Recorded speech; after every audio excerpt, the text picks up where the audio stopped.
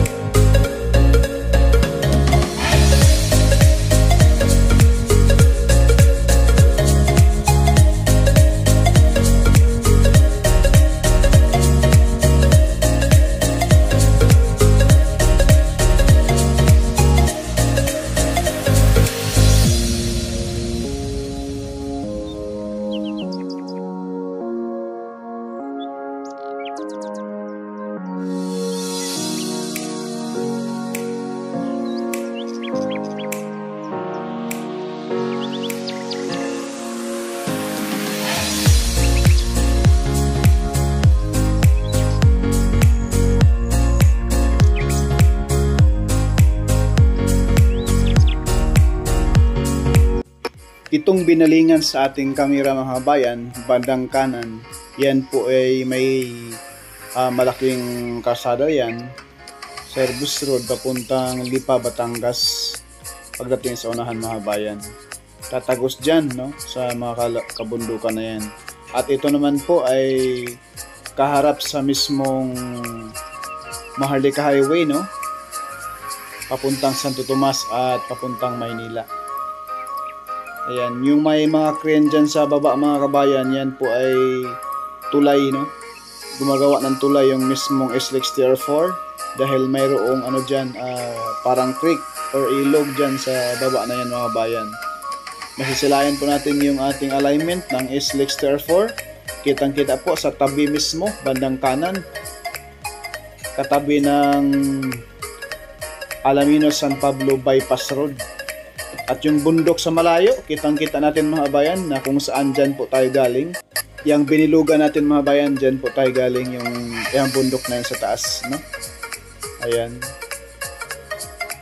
At yung umuusok dyan sa unahan, dyan po yung may mga heavy equipment, mga dump truck dyan mga kabayan. Naghahakot ng lupa galing sa bundok na yan, yung tinabas na bundok dyan sa malayo. Yan po yung Macban San Felix Interchange mga bayan, yung baba nun, no? Yan ay yung kaharap sa ating camera ay dyan na po yun mismo papuntang San Pablo Interchange at mismong Chaong Interchange mga kabayan.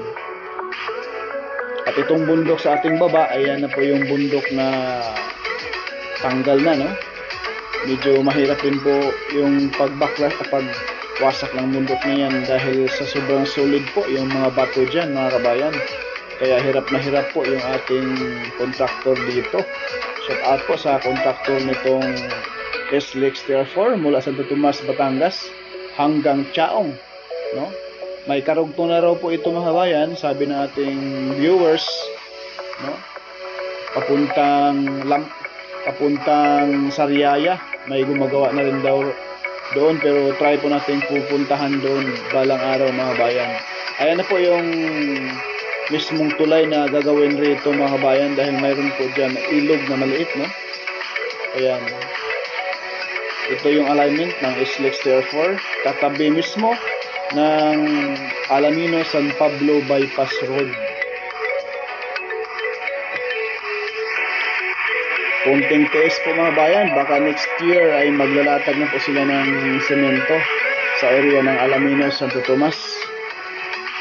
At dito papuntang Alaminos to San Pablo Interchange, abang-abangan natin yung paglatag ng semento sa 2024. Marami pong nag-comment dahil napakatagal daw, napakabagal ang trabaho nitong SLEX Tier 4. Gawa po mga kabayan dahil sa sobrang haba nito at may mga bundok po na matatamaan, talagang mahihirapan po ang kontraktor dito. Dahil yung bundok na yon ay talaga namang hindi lang po lupa, no? Kundi halong solid na mga bato. Kaya itong bundok na ito, yan, flat na po itong bundok na ito mga bayan. Ipakita ko po sa inyo yung dati pa, yung winasa ko po itong bundok na ito.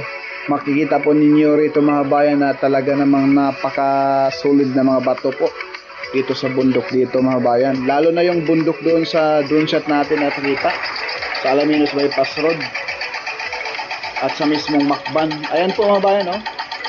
Kaya hindi basta-basta po yung mga nagko-comment na napakabagal ang trabaho, ay hindi po basta-basta magtibag mga kabayan dyan sa mismo mga solid na mga bato sa mga bundok na matatamaan itong SLEX Tier 4. Talagang malaking pagsubok sa kontraktor dito mga kabayan. At may mga matamaan pang mga bahay.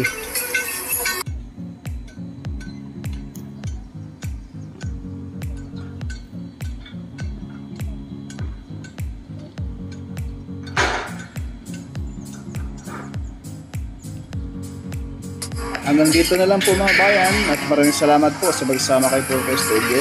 Please like, share, and subscribe po tayo para ma-notify po kayo mga bayan pag may mga bago po tayong videos na i-upload sa Bell program ng ating gobyerno. Maraming salamat!